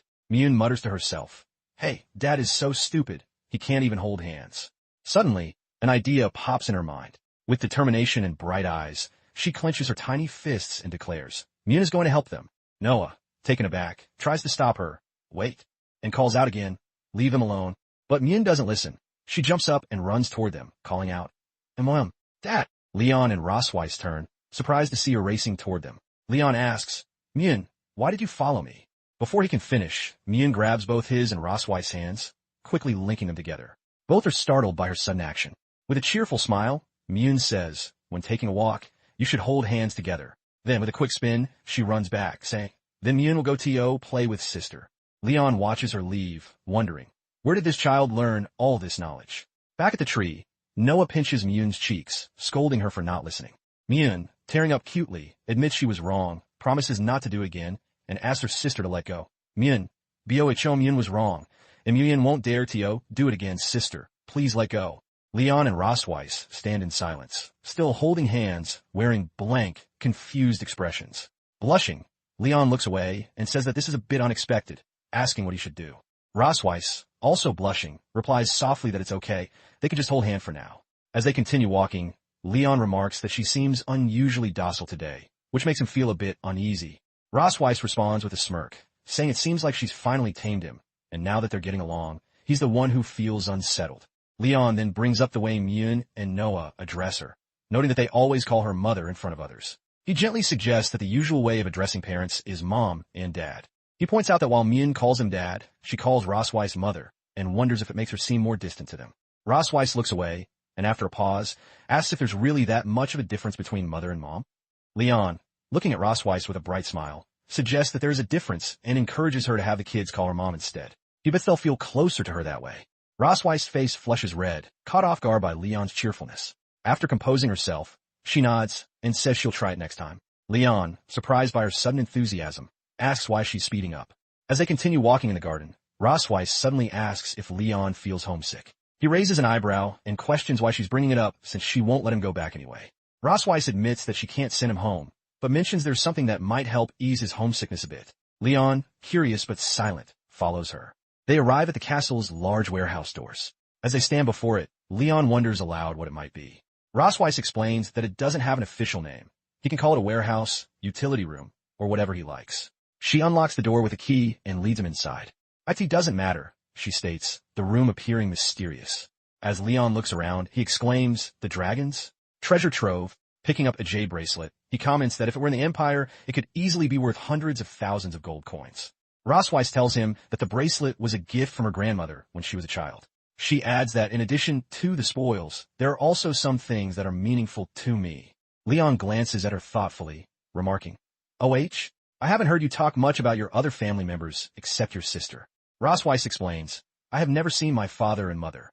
My sister and I were raised by our grandmother." Leon, surprised, shares that his own story is similar. "Oh, that's similar to me. I grew up in an orphanage and never met my parents. I was adopted by my master and his wife." As they continue walking through the treasure trove, Leon asks, "So, why exactly did you bring me here to show me?" Opening a treasure chest, she replies, "I just had something that can temporarily make you forget your troubles." Leon, still confused, remains silent. When Rosweiss opens the chest, Leon's eyes widen with surprise, and he exclaims, "It's the black gold armor." Rosweiss smirks and asks if he hasn't always wanted to reclaim this armor. Leon, "You've always wanted to get this armor back, right?" Leon, in disbelief, asks if he's dreaming and if she's truly going to give it back to him. "I'm not dreaming. Are you really going to give it to me?" With a cunning smile and a dark glint in her eyes, Rosweiss confirms, That's right." As Leon reaches out and touches the chest plate of the black armor, a blue light begins to glow. Shocked, he realizes it's enchanted with a dragon mark. Enchanted dragon mark? Internally, he thinks, "Black gold armor, my good brother, how come you have fallen too?" With a triumphant look, Rosweiss declares, You finally fell into the trap, Leon." Now furious, Leon clenches his teeth and glares at her, shouting, "What did you do?" "Rosweiss, it seems we're about to witness yet another heated encounter." Rosweiss, with a confident tone, tells him, "I have attached a dragon pattern on the surface of your armor that enhances its properties. The moment you touch the armor, it will activate." After hearing this, Leon feels uneasy and collapses, clutching his chest as if in pain. Ugh. He curses Rosweiss in his mind, calling her a despicable female dragon, and blaming himself. "I was careless." While Leon trembles, Rosweiss laughs wickedly, telling him that the enhanced dragon pattern has doubled its effect. She touches his chain, addressing him as her dear dragon slayer, and tauntingly asks, My dear dragon slayer, can you bear it?" Leon, rendered helpless by the effect, softly calls her name. "Ross Weiss." He suddenly collapses, his body still frozen under the influence of the dragon pattern. As he lies there, unable to move, he realizes with growing frustration that he's been completely tricked by Rosweiss. Desperately, he thinks, "Damn it, I can't move my body, but the urge in my lower body is stronger than ever." Seeing him in this vulnerable state, Rosweiss takes advantage of the situation, approaching him with both kindness and devilish intent. With a sly smile, she tells him, "Do you think that I don't bear any grudge for conquering me before?" She admits that she spent the past few days plotting her revenge, thinking about how to lower his guard and make him vulnerable. She smirks, revealing, "I didn't expect you to be fooled so easily." Leon, seething with frustration, curses her under his breath. Rosweiss, seemingly pleased with herself, asks, "How about my acting skills? Isn't that pretty good?" Leon screams at her, questioning if everything she's told him today was a lie. "Are all the things you told me today false? You have never met your parents, and about letting Ian call you Imom and hold hands." Rosweiss simply smiles, correcting him, That's all true, but it doesn't affect what I'm going to do to you now, Leon." With a smirk, Rosweiss begins to undress, teasing him with her words. She asks what he had told her earlier. "What did you tell me before?" "Oh, whether I like to conquer." With a sly smile and a blush, she confirms, Yes, I do like to conquer." Hovering over him and surrounded by petals, Rosweiss asks, "Are you ready, my dear husband?" While Leon groans, Damn dash." The tension in the warehouse continued. And after a while, Leon finally cries out, drained, "It's over." He thinks that it's finally over, but as he looks at Rosweiss, he realizes she's still staring at him, her gaze unreadable. Leon, bewildered, asks her. What you doing? Rossweiss responds almost absent-mindedly. Compared to 2 years ago, the scars on your face have faded a little, but you look more haggard in vicissitudes of life, and has more of the flavor of a mature man. Leon, flustered, tries to shy away from her gaze, stating, BH, you're trying to, play tricks on me again. I won't fall for it again. Rossweiss just laughs and tells him, Humph, you become smarter. Leon, instantly suspicious, looks at her with a questioning expression as she hesitates, stopping mid-sentence with a but. Rossweiss, blushing, then laughs and says, your health is not as good as before. Hearing this, Leon's eyes widen in shock, feeling as though his whole world had shattered with just that one sentence. His face goes pale, imagining that she was implying he was no longer as fit as he once was. Leon, you are not in the same shape as before. His mind races, and as his thoughts spiraled, his jaw dropped wider and wider at the implication that he wasn't as good as before. You're not as fit as you used to be. Finally, he lets out a loud scream, overwhelmed by his own fears and wild imagination. Not as good as before. The next day, the majestic silver dragon castle shines under the rays of the morning sun. Leon, looking quite tired, steps out of his room, announcing his arrival. Coming. Entering the room, he finds Rossweiss and Noah waiting inside. Rossweiss, arms folded, greets him with a morning. Smirking, she mockingly remarks, it seems you didn't sleep well last night. Gritting his teeth in frustration, Leon replies that it's all because of what you said. Laughing, Rossweiss teasingly claims, really? I don't remember. From the sidelines, Noah watches the exchange between Leon and Rossweiss, thinking, IT starts again.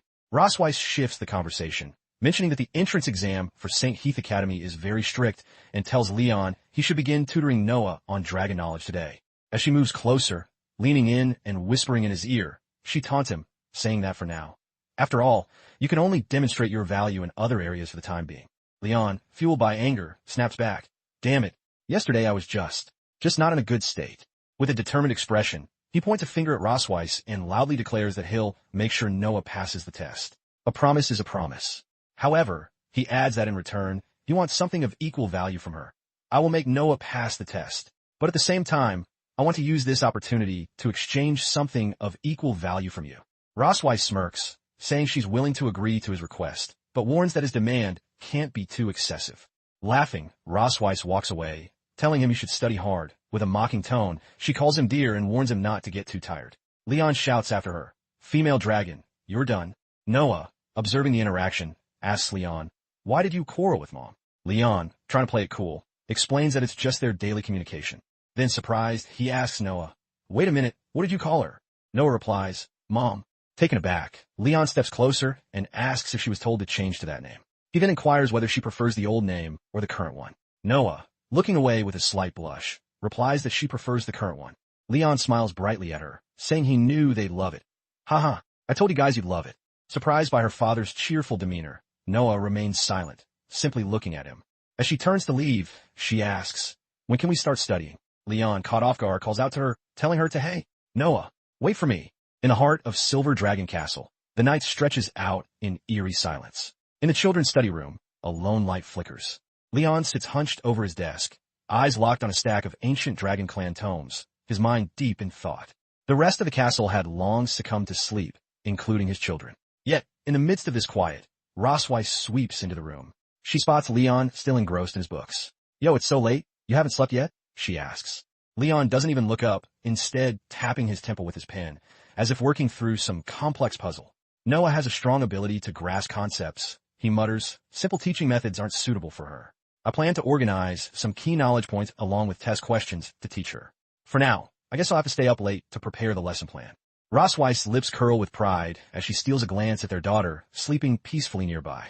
That's inevitable, she says, lifting her head and naturally her chest in an almost regal motion. After all, Noah follows me. Leon smirks, finally looking up from his books to meet her gaze. That's not necessarily true, he challenges, a glint of mischief in his eye. He stands up, stretching his tall frame with a flourish, folding his arms with dramatic flair. I was the top dragon-slaying genius every year, you know, he declares, sounding almost as proud as Rossweiss. Top of my class in exams, undefeated in field training, awarded every scholarship they had. The school pretty much ran out of ways to praise me. Leon boasts, tossing her a smirk over his shoulder, as if daring her to top that. He leans forward, eyes gleaming with a playful taunt. So, what about you, Her Majesty? What champion are you? Rossweiss is left speechless by his sudden question. As an unbeatable silver dragon queen, she naturally won't lose to the man in front of her in terms of military strength. But when asked about learning, she still couldn't come up with anything that could be compared to Leon. I always thought he was a reckless man who only knew how to fight and kill, but I didn't expect he was also a top student. Rossweiss recalls that the clever and courageous Leon was now a captive, forcibly held here, utterly at her mercy in both body and mind. She looks at Leon with a disdainful smile. "HUMPH, you are so powerful. Then how come you became my prisoner?" Upon hearing Rossweiss' words, he angrily retorted, "Damn it, I lost that one time." Leon, a renowned dragon slayer who has vanquished countless dragons, has surprisingly been defeated by the Silver Dragon Queen. This time, Leon was really a bit upset. Not only that, he's also been thoroughly bullied by her, and his body is nearly at its limit from her relentless torment. He slumps back in his chair, muttering bitterly, "One mistake and now I'm stuck, tiger in the plains bullied by a dragon." Rossweiss, smiling smugly at his brooding, leans in closer, her voice laced with sarcasm. "You are afraid of being ridden by a dragon." Suddenly, her gaze falls on the bright yellow peppers. "Hier Eibos Ashing in Suspicion. Chili pepper. What are you going to do with this?" she asks. Leon blinks as if just noticing them for the first time. "Oh, this one," he says with a casual shrug. "I took it from the kitchen to refresh myself." Rossweiss' expression shifts from confusion to genuine concern. "Wait, this is the dragon's yellow pepper. You are a human. I'm afraid you can't bear it, Dash." But it's too late. Leon had already popped one into his mouth, chewing confidently for all of 2 seconds. His face instantly turns as red as the fire in a dragon's belly. "Very spicy, he gasps, his eyes bulging as his mouth becomes a molten furnace. He begins pacing, patting his face, and darting around the room, frantically searching for water. Water, water, water. There is no water here. Rossweiss, torn between sympathy and amusement, steps forward and catches his face in her cool hands. Their eyes meet and both freeze. Leon's cheeks are blazing, though this time perhaps not just from the pepper. Rossweiss quickly looks away, clearing her throat in a half-hearted attempt at nonchalance. "Well, my hands are cooler and will make you feel more comfortable." As her fingers rest against his flushed cheeks, Leon's panic gradually melts into a strange, unexpected calm. Rossweiss' fingertips are icy cold, and the places they are touching is very comfortable. Her touch is gentle, easing the pepper's searing heat in a way that doesn't sting or shock, but soothes. It's not as sharp and irritating as ice, but a very gentle coolness. He closes his eyes, letting the coolness of her fingertips wash over him, the burns slowly fading. Despite himself, Leon feels an unexpected sense of comfort from a simple gesture. "Thank you, it's okay now." Rossweiss drops her hands and steps back, her expression unreadable as she turns to leave. "Go to bed early and don't eat too much chili. If your mouth gets spicy, you will have T.O. teach Noah in sign language," she says, sarcasm slipping in as she moves toward the door. Leon nods, muttering a half-hearted, "G.O.T. Got it." But his gaze lingers on her as she leaves. When she's gone, he groans, fanning his cheeks as if the memory of her touch might be hotter than the pepper itself. He secretly wishes for her to touch his face more. Yet reality soon crashes in as he recalls her usual treatment. "Wake up, she is the evil dragon who tricked you into a small corner, squeezed you like crazy, and finally said that you don't have enough physical strength." Just thinking about it is a bit perverted. Determined, he grabs a book and begins flipping through the pages, searching for a solution to his problem. "I need T.O., find a way T.O., make my body recover quickly." He needs to restore his weakened body quickly, so he won't be bullied by the Silver Dragon Queen like this anymore. After a few minutes of browsing, his eyes light up, Black Dragon Pill, a highly effective body, strengthening elixir. He finds its ingredients and effects detailed. "Found it. This is it," he mutters, his eyes alight with excitement as he stares at the entry, as though he'd found treasure.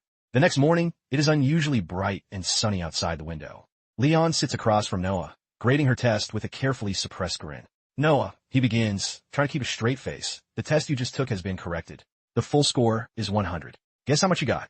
Noah fixes him with her usual deadpan stare, her expression as unmoving as stone. 50. Leon snorts, pulling out the test paper with exaggerated drama. 62 points, higher than you expected. Noah's eyes narrow as she stares down at her test, scanning the answers with a quiet intensity. Her small hands tighten around the paper, and her brows furrow ever so slightly. It's clear she isn't thrilled with her score. Leon softens as he watches her, noticing how serious she is, mature even for someone her age. She seems dissatisfied with her grades, setting high expectations for herself. While her younger sister Mien was probably outside chasing butterflies or counting clouds, Noah had approached her studies with a tenacity that had surprised him. He thinks she should be playing carefree like MUEN, but she took the initiative to go to school, to study. Seeing Noah, who is a little upset about her results, Leon reaches out and strokes Noah's head to comfort her. You got 62 points on your first try. That's pretty impressive. Noah glances up at him, her cheeks barely coloring at the rare compliment. Thanks, she mumbles, a touch of pride slipping into her usually stoic tone. Next, let's focus on these mistakes, Leon says. But just as Leon leans in to offer more encouragement, he is struck by an unexpected coughing fit. Cough, cough. He quickly turns away, wincing as he rubs his throat. Sorry about that. He manages to croak, his voice rasping.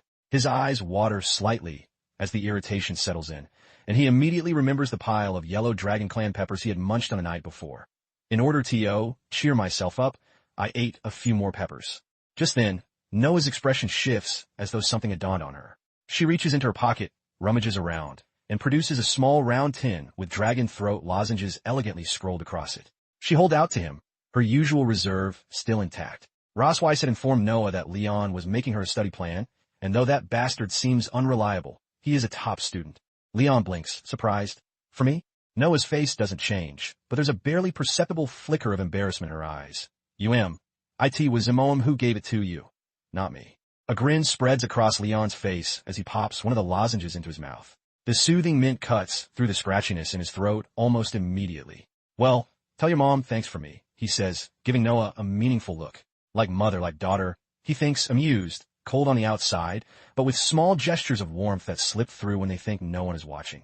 The lozenge melts away in his mouth, bringing welcome relief to his pepper-ravaged throat. Leon turns back to Noah, feeling his energy restored. Let's continue learning, he says. Noah's gaze grows sharp again, her serious side kicking back in. Yes. The father-daughter relationship seemed to have quietly become closer. In the Silver Dragon Castle kitchen, Leon is up to something intriguing. The maids dutifully bring the items he requested, their movements precise and efficient. One of them, addressing him as Lord Prince, politely informs him, Lord Prince, the herbs you asked me to find are all here. Acknowledging her words with a nod, Leon gestures toward a specific spot on the table. Okay, put them all here, he instructs. The maids comply, and after arranging the ingredients as directed, quietly exit the room. With a subtle, knowing smile, Leon muses to himself that he intentionally requested extra herbs to keep the maid from guessing his true intentions. I specifically asked them for some extra herbs so that they wouldn't guess what I was going to do. Turning his attention to the herbs, Leon examines them closely. He notes that the medicinal materials needed to prepare Dragon Great Force are fairly common, and at first glance, the refining process seems straightforward. Yet, as he recalls the text from the ancient manual, he frowns. The manual emphasizes that even the most skilled pharmacists of the Dragon Clan struggle with a low success rate when concocting Dragon Great Force. Undeterred, Leon sets to work. He meticulously recites the steps from memory. First, grind and mix the required herbs. Then put these herbs into the pot in order and boil them. His movements are methodical, his focus unwavering as he works tirelessly for several hours. But as time passes, frustration begins to mount. Finally, Leon throws his head back and lets out a loud, anguished scream.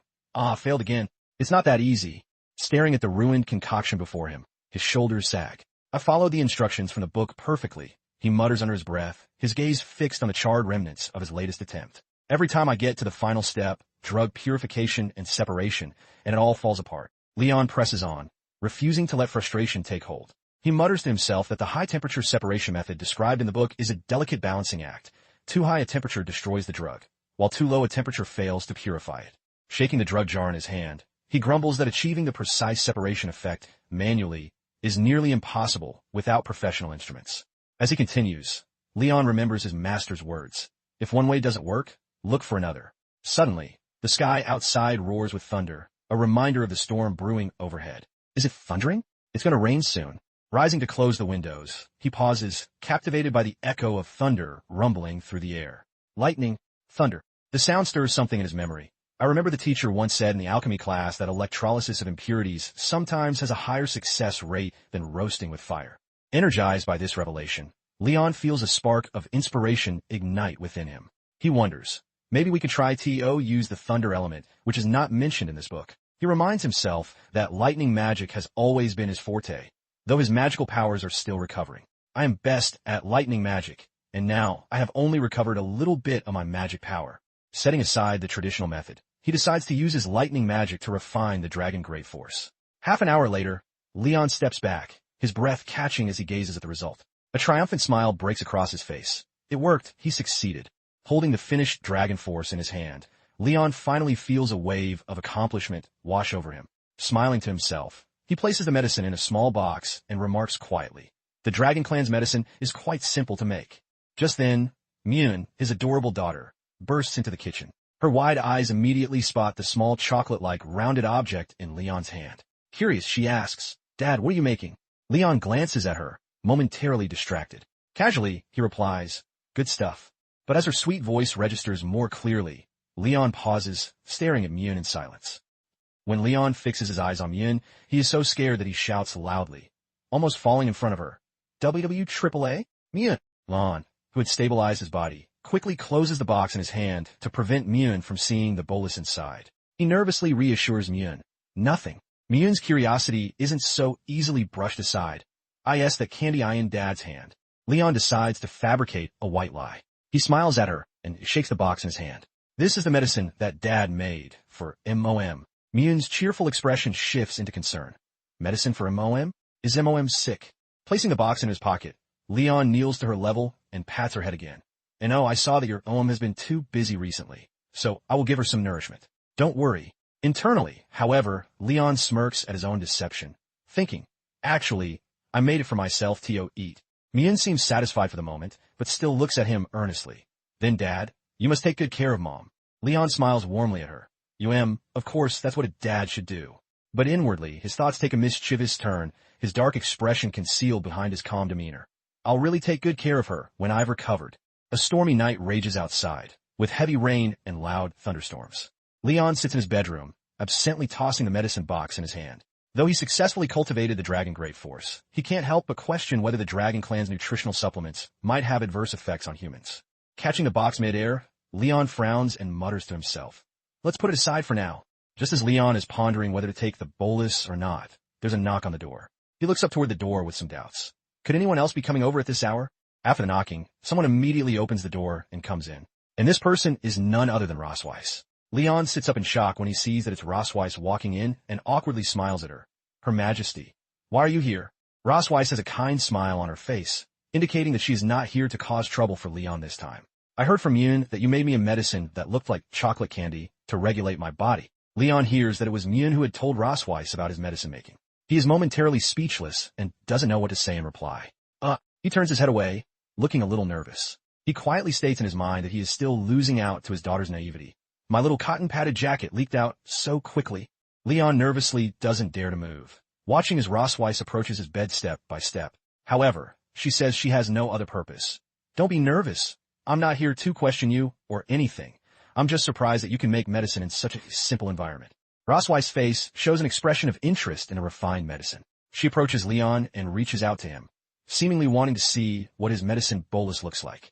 "What did you refine? Can you show it to me?" Leon still looks at her nervously, but faced with her questioning, he can't do anything about her for the time being. He sighs, thinking that he can't hide it anymore. Leon obediently hands the box in his hand to Rosweiss. "Even if I said no, you would still use violence, T.O. Take it away." Rosweiss opens the box in her hand and carefully examines the black dragon bolus inside. The medicine bolus is flawless and glossy. Even a hint of surprise can be seen on Rosweiss' face. She is quite satisfied with Leon's ability to refine medicine boluses of such quality. That's Guji. You are really amazing, Leon, to be able to refine such perfect Dragon Great Force under such conditions." After commenting on Leon's medicine bolus, Rosweiss compliments him in a rare manner. "What's that saying? The man of letters and the man of arms." Leon is a little surprised by Rosweiss' comment. He freezes a little as he looks at her. "She didn't laugh at me." Suddenly, Rosweiss' expression becomes serious, as if she is going to say something very important. She closes the box and throws it back to Leon. "You can keep this, but you can't take this medicine now." Leon steadily catches the box. He raises an eyebrow and looks at Rosweiss with confusion. "Huh? What?" Rosweiss' expression changes to the serious expression she usually has when she is with Leon, and her tone is not very friendly. She looks condescendingly at Leon on the bed. As a tonic drug for the dragon race, it is too potent for the human body. Leon still can't understand the seriousness of Rosweiss' words. He frowns and looks up at her, thinking she looks down on him. Is this medicine so powerful? Rosweiss raises one eyebrow and looks disdainfully at Leon in her eyes. She gives Leon a provocative smile. As a human, you can't withstand its power. Her words make Leon feel very dissatisfied. His expression becomes serious, expressing disbelief at her words. So what if I don't have the power of a dragon? I have defeated countless dragon kings. Why can't I withstand a small pill? Leon insists on proving to Rosweiss that he can withstand the power of the dragon clan. He picks up the black dragon bolus and gathers the courage to swallow it in one gulp. Courage is the hymn of mankind. Rosweiss, don't underestimate me. Rosweiss reaches out her hand to stop him, but unfortunately, it is already too late. The medicine bolus has already been swallowed by Leon. Suddenly, Leon widens his eyes, and his body feels like it is being burned up. A powerful force is gathering inside his body. It is obvious that the black dragon bolus has started to take effect. His skin is slowly turning red. He kneels on the bed in great discomfort, one hand supporting the bed and the other hand gripping his chest, looking very painful. Rosweiss' expression is somewhat worried, and she's at a loss for what to do with his current situation. Asshole, I've hardly ever used healing magic. She curses Leon for being so impulsive while using her hands to cast healing magic on his stomach. How are you feeling now? Let me try to break down the effects of the pill for you. Leon does not answer Rosweiss' question. He grits his teeth, and she cannot see the expression on his face for a moment. When Rosweiss wants to continue casting healing magic on Leon, he suddenly reaches out and grabs her hand, interrupting her healing magic. Don't move. Leon slowly lifts his head, his face sweating profusely. He looks at Rosweiss with a resolute expression. Look carefully. Silver Dragon Queen, this is the courage and determination of mankind. There are many lightning bolts around him. It seems that under the influence of this power, a miracle is truly about to happen to Leon's body. Leon, engulfed in blue electrical discharges, lets out a loud cry of ah. Rosweiss watches him anxiously, her face expressing horror, as she mentally questions, what the hell is he doing? She sees him using lightning magic on his own body. Leon is still surrounded by blue discharges, letting out a suppressed groan of while pressing his hand to his chest. He suddenly faints. Leon. Rosweiss rushes to Leon, who falls on the bed, and screams his name. Leon lies on the bed with his eyes closed, and Rosweiss, leaning over him, thinks anxiously.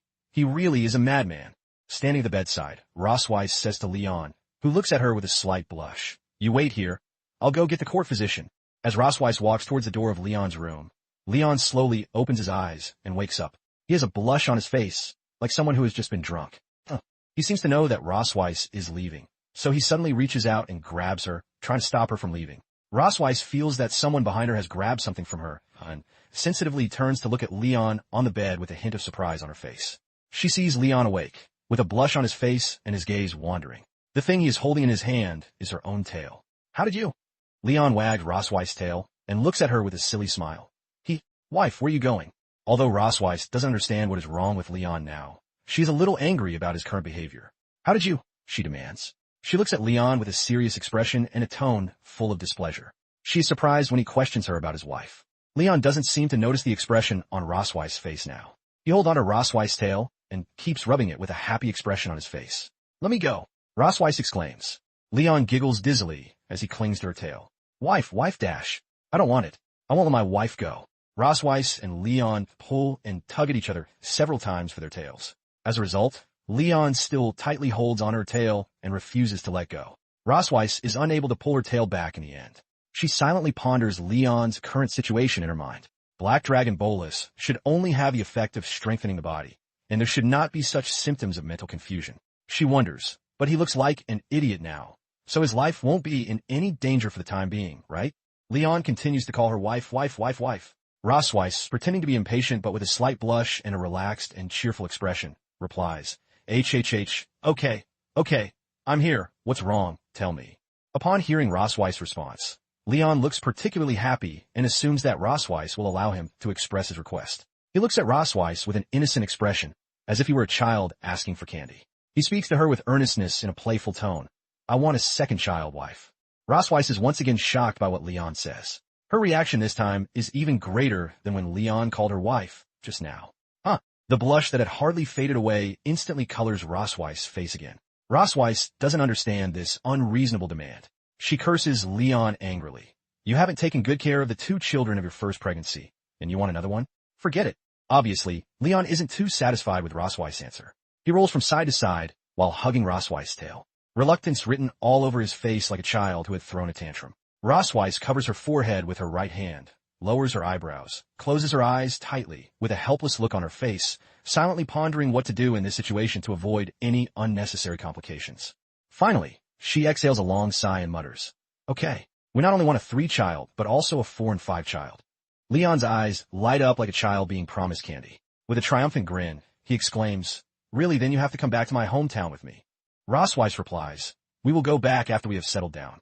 Leon quickly drops Rosweiss' tail after hearing a satisfactory answer. He raises his hands and dances around excitedly like a child who finally got the candy he wanted to eat. "Great!" Rosweiss looks at Leon, who is so happy in front of her. The expression on her face relaxes slightly. She finally managed to coax this guy. This guy is even more annoying than usual. Suddenly, Leon approaches Rosweiss and leans in with a cheerful expression, wanting to give her a kiss.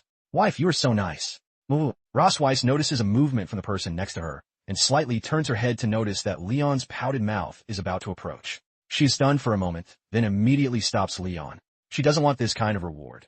Enro taking advantage of the situation. Rosweiss couldn't help silently cursing in her heart. When will the effect of the medicine wear off? For Leon, who has not woken up yet, Rosweiss can no longer bear it. Her rationality suddenly goes out of control, and she punches Leon in the face. "Idiot!" Leon lets out a small yelp, stumbling slightly from the blow. "Ugh!" Leon clutches his chest dramatically after taking the hit, and Rosweiss' frustration quickly turns to panic. Rushing to his side, she kneels down and asks in a concerned tone, "Are you okay?" I couldn't help but beat him up." Leon's breath grows heavier as he grits his teeth, clutching his chest tightly. "Wife, I feel a little uncomfortable." Rosweiss also notices that something is wrong with her body. She nervously lowers her head and notices that the dragon pattern on her chest suddenly lights up. The dragon pattern emits a dazzling purple light, indicating something to her. Not good. As the fabric parts, the dragon pattern on Leon's chest also begins to shine with an intense light. Rosweiss furrows her brow, her mind racing. Why did the dragon pattern activate at this time? Before she can think further, Leon suddenly grabs her shoulders, startling her with unexpected strength. He pushes her onto the bed, climbing over her and pinning her hands down. "Leon, you bastard! What are you doing?" Leon's breath is labored, his face flushed as if burning with fever. He looks in her eyes, his expression desperate. "I feel hot all over and my chest itches. I feel really bad, wife." Rosweiss is both shy and angry at this moment. She analyzes Leon's current situation mixed with the thunder element of the dragon pattern, so that his body's desire for reproduction is even more intense than before. Just as Rosweiss is still pondering the situation with the dragon pattern, Leon leans against her chest and starts to kiss her tail affectionately. "My wife's tail smells so good. I like your tail the most, Ash." Rosweiss recalls the chaotic situation she had with Leon when his dragon stripes were activated, which made her feel unhappy, both physically and mentally. "My tail is dragging on the ground all day long, and you don't mind it. Get off me now."